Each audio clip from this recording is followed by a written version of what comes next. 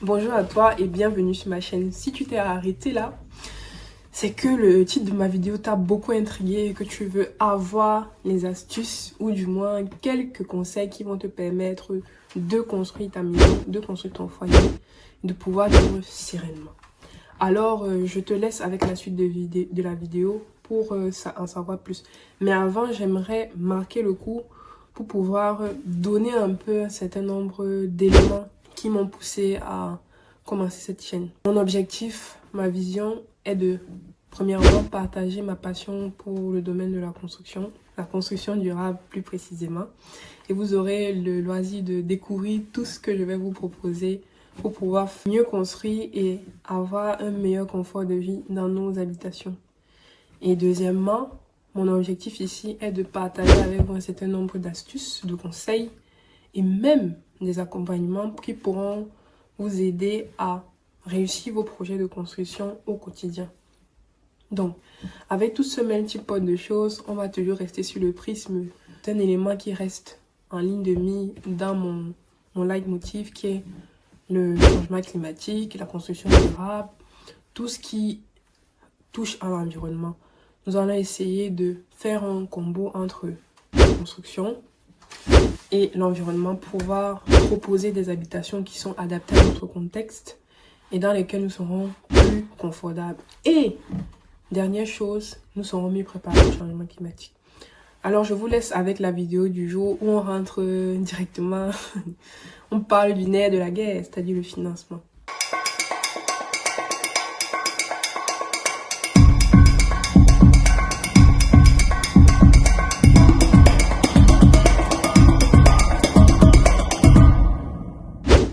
Donc aujourd'hui, on va parler de comment est-ce qu'on peut se construire lorsqu'on n'a pas d'argent, lorsqu'on a peu d'argent, lorsqu'on n'a pas assez de moyens. J'aborde ce sujet aujourd'hui parce que on parle du génie civil ou du domaine du bâtiment de manière générale comme un secteur qui demande beaucoup d'argent. Je me rappelle en école d'ingénierie, on était divisé en plusieurs branches. La branche de génie civil était surnommée le génie milliard et c'était à juste titre. Parce que c'est un secteur qui demande beaucoup de ressources, de ressources minérales à la base, de main d'œuvre, de technicité, pour laquelle il faut mettre en place un certain nombre de moyens pour pouvoir arriver à se construire un bon logement et un logement qualitatif. Pourquoi est-ce que je parle de ce sujet aujourd'hui? C'est parce qu'il faut se dire les choses clairement. Le génie civil, le domaine du bâtiment en général, bâtiment et travaux publics, est un domaine, un secteur qui coûte extrêmement cher. Extrêmement cher, il y a besoin de beaucoup de moyens. Le domaine du bâtiment, comme je disais, c'est un domaine qui demande beaucoup de ressources. Et aujourd'hui, comment est-ce que nous qui sommes sur place, comment est-ce qu'on peut se construire lorsqu'on n'a pas déjà accès à plusieurs choses de base? L'eau, la nourriture, l'électricité pour pouvoir subvenir à certains besoins.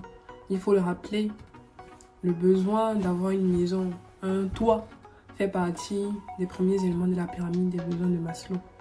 Donc c'est à juste titre que chacun d'entre nous se pose la question, oui, comment est-ce que je peux essayer d'avoir le chez moi, comment est-ce que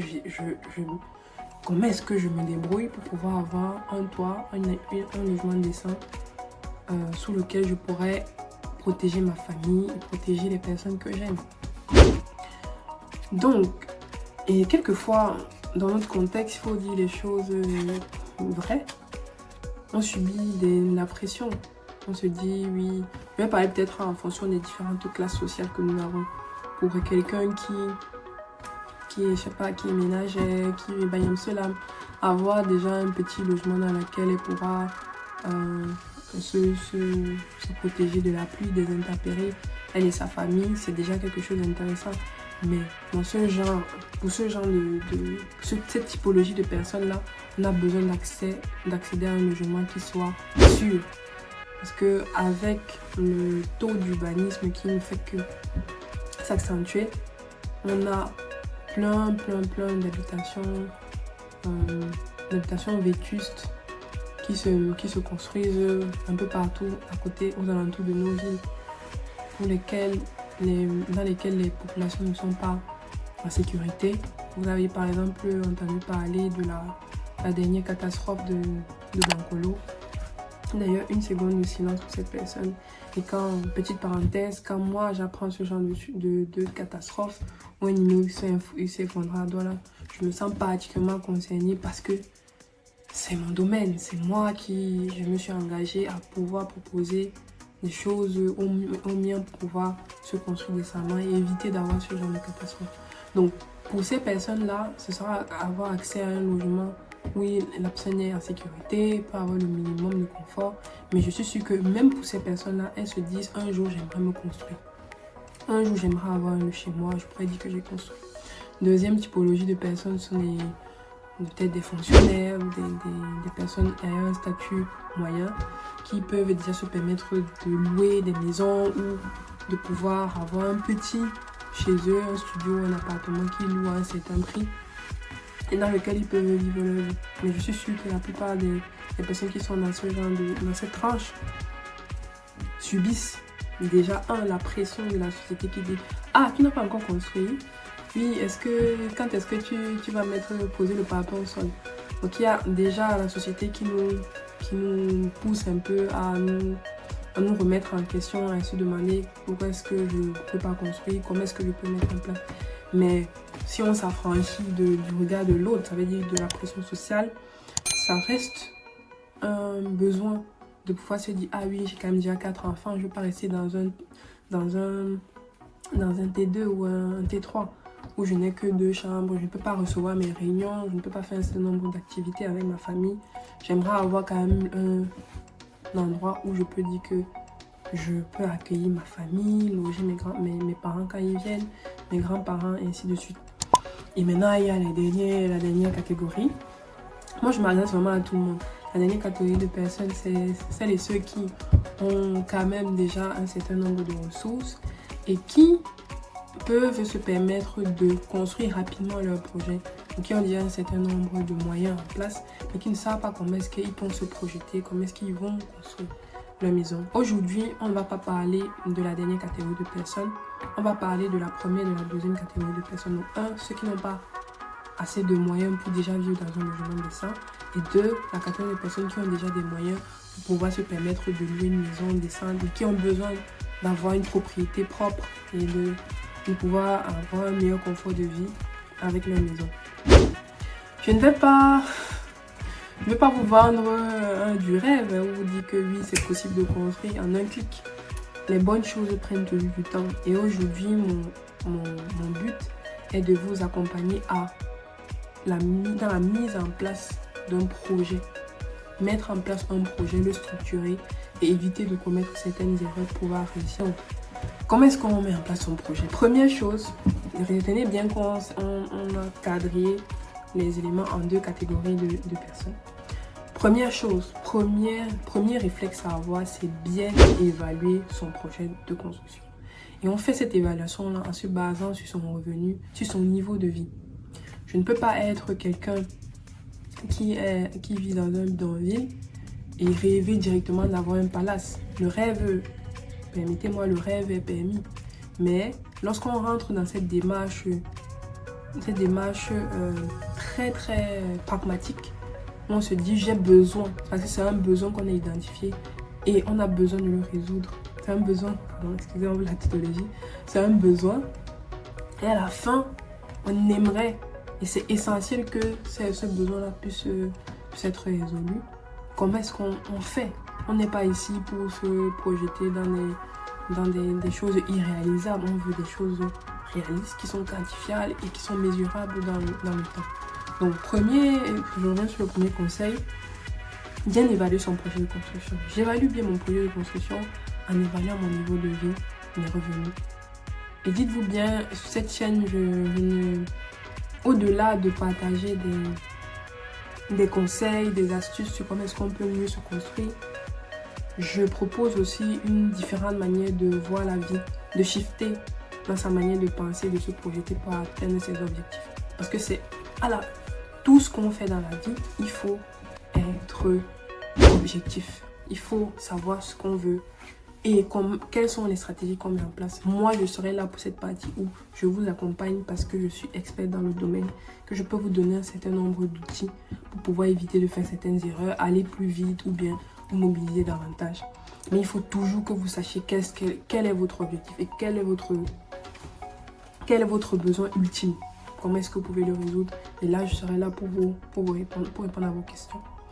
Donc, j'ai dit bien évaluer ses revenus. Ça veut dire, dans ma vie en général, si je suis un fonctionnaire et que je veux avoir une villa, comment est-ce que je fais en place? Je veux une villa de 80 millions. Quel est le plan d'action que je mets en place? C'est ça qu'on va avoir dans la suite. Comment est-ce que je mets en place un certain nombre d'actions pour pouvoir atteindre cet objectif-là? Et donc, le deuxième, c'est se fixer un nombre de réalisation. Aucun objectif n'est atteignable et réalisable si on ne se donne pas de délai. Ça veut dire que là, il faudra être très réaliste. Il faudra se dire, ok, là, je veux avoir, pour quelqu'un qui est sur le qui essaie de se construire, je voudrais avoir une petite maison avec ma famille à l'horizon de 10 ans, l'horizon 5 ans. Il faut quand même toujours rester dans quelque chose de raisonnable, mais la troisième étape va vous permettre de pouvoir trouver le bon ajustement pour cela. Et donc, lorsque c'est fait, on se fixe cet objectif, on évalue le besoin qui nous correspond, on évalue la solution qui nous correspond, on évalue l'horizon de réalisation. Et la troisième étape clé, essentielle, que la plupart des gens chez nous ne zappent ou c'est pas, ils feignent de comprendre que c'est essentiel pour mettre en place un projet, c'est faire appel à un professionnel. Je suis désolée, on montrera, on descendra, mais il faut faire appel à un professionnel. Et ici, je ne dis pas faire appel à un professionnel juste pour donner, pour laisser la patte à mes confrères ou à moi-même. Non. L'idée ici, c'est de se dire, quand j'ai un problème, je cherche la meilleure personne qui va me permettre de résoudre ce problème. Et qui de mieux que des ingénieurs, que des architectes, que des promoteurs immobiliers pour me permettre de résoudre mon problème. Quand vous avez un problème, cherchez la solution. Il y a toujours une solution qui existe. Donc, ici, la troisième étape, c'est d'aller chercher la réponse à votre problème. Et ici, c'est venir appeler le professionnel de la construction et lui détailler exactement ce que vous voulez. Qu'est-ce que je veux?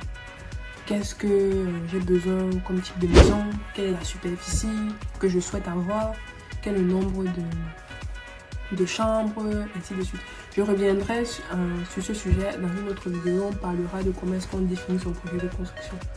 Donc, quand je rencontre le professionnel, la première étape pour tout professionnel qui se respecte, c'est de récupérer toutes les données essentielles qui permettent de dresser le cahier de charge du maître d'ouvrage que vous êtes. Et là, lorsque nous avons tous les éléments descriptifs de votre projet, on se lance dans une estimation. L'estimation, ça se fait très rapidement. Je me rappelle, la semaine dernière, j'ai fait cette mission-là pour un jeune cadre qui travaille dans une boîte d'assurance au Cameroun. Il me demandait, aujourd'hui, je souhaite avoir ma maison parce que voilà, bien que j'ai accès à un certain nombre de facilités, je n'arrive pas encore à savoir ce que je veux, mais je veux avoir exactement le budget qu'il me faut. Et là, je lui ai posé des questions très claires. Qu'est-ce que tu veux? Il m'a dit, je veux une maison où je veux vivre avec ma famille. Qu'est-ce que tu aimes?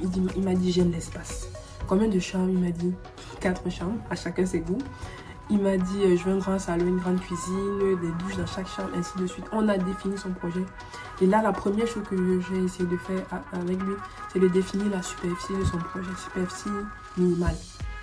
Minimale qui nous permet après de décliner sur une estimation financière de son projet en faisant des prorata.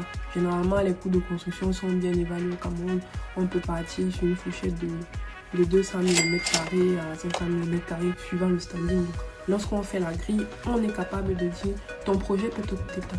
Et lorsque tu as cette information sur l'estimation financière de ton projet, tu peux maintenant être plus serein et voir le tableau global. Et là, ce que tu peux faire, c'est maintenant échelonner, mettre en place un rétro-planning avec l'aide de ce professionnel-là. Ça, c'est la quatrième étape. La quatrième étape, c'est élaborer un business plan. C'est même comme un business plan parce que là, c'est un projet que tu fais pour pouvoir mettre en place un projet. Un projet qui... Bon, après, on va revenir sur ce sujet dans quelques vidéos. Dans d'autres vidéos, la maison d'habitation propre, c'est un passif. Mais ça, on va revenir sur ce sujet parce qu'il y aura plusieurs nuances à faire sur ces éléments-là. Donc, lorsque on a déjà une estimation financière de son projet, estimation financière grossière, on est capable maintenant de mettre en place le rétro-planning avec l'aide du professionnel. On va, premièrement, le conseil que moi je vous donne aujourd'hui, c'est n'attendez pas d'avoir tout l'argent ou d'être prêt avant de vous lancer dans la projection de votre projet. Parce que j'ai rencontré plein de personnes qui me disent oui, je veux construire, mais j'attends d'avoir l'argent, oui, je veux construire, je ne suis pas encore prêt. Rien ne vous empêche de faire appel à un professionnel. Si vous avez déjà, bien sûr, un élément clé qui est le sol, le terrain sur lequel vous savez que vous allez construire. Parce que, bien sûr, ça induit des biais. Après, lui, on peut faire une proposition de projet sans avoir besoin de connaître exactement l'emplacement du terrain, mais ça vous reviendra à faire deux fois un travail, surtout si les éléments de projet changent comme l'orientation, le type la pente sur le terrain, ainsi de suite. Donc, moi, je vous conseille vraiment d'attendre d'avoir votre terrain avant de commencer à vous lancer dans la préparation de votre projet qui se fait avec votre AMO. AMO, on va revenir sur les termes techniques après, assistance à maîtrise d'ouvrage, qui vous fait la programmatique de votre projet de construction. Donc, ensuite, il va passer à, soit il va faire appel à un architecte ou bien lui-même, il va gérer le projet de manière globale, où il fait de la maîtrise d'œuvre. Il va vous proposer un design et faire des itérations avec vous, que vous arriviez exactement à la maison qui vous satisfait. Là, on est déjà dans la 4e étape où on élabore le business plan. Et dans ces éléments-là, on commence par, déjà, le premier déclencheur, c'est une estimation claire du coût de son projet, parce qu'avec ça on peut bâtir sa stratégie financière. Bâtir sa stratégie financière va revenir à réévaluer ses dépenses, bien s'organiser en famille, trouver des moyens de financement, soit des tontines, soit faire des prêts, ainsi de suite. Il y aura toujours, je vais vous donner plein de ressources sur quels sont les dispositifs pour pouvoir se financer, ainsi de suite. Ça rentre peut-être dans la suite de la vidéo, mais je ferai une autre vidéo où je rentrerai dans le détail de ces dispositifs de financement de projet. Donc, je vais peut-être m'arrêter là aujourd'hui parce que là, on a la dernière étape qui va induire une autre vidéo. Comment est-ce qu'on élabore son plan? Quelles sont les étapes de la construction? Si c'est sur 5 ans que j'ai décidé de construire ma maison, qu'est-ce que je dois faire à l'année 1, à l'année 2, à l'année 3? Ou alors, si 2 ans, qu'est-ce que je fais? Donc, je vais vous laisser là et je vous invite à vraiment me poser toutes les questions. Je sais qu'à certains moments, je n'ai pas été assez claire sur comment est-ce qu'on structure vraiment les choses, surtout à la 4e étape qui induit plein d'éléments qui se connectent. Mais je reviendrai très prochainement avec une vidéo où on explorera plein de sujets qui sont relatifs à comment est-ce qu'on structure son projet de construction, quelles sont les erreurs à éviter lorsqu'on construit, quelles sont les sources de financement auxquelles on peut faire part, comment s'affranchir du regard de l'autre lorsqu'on veut se construire. Il y a tellement de sujets que j'estime que nous devons être, on doit ouvrir on doit être au courant, on doit éveiller nos sens pour pouvoir trouver la bonne manière de réussir à construire chacun quelque chose. Et sachons-le, en faisant cela, on construit l'Afrique. Et c'est ça ma vision, c'est ça mon objectif. Merci et à très vite.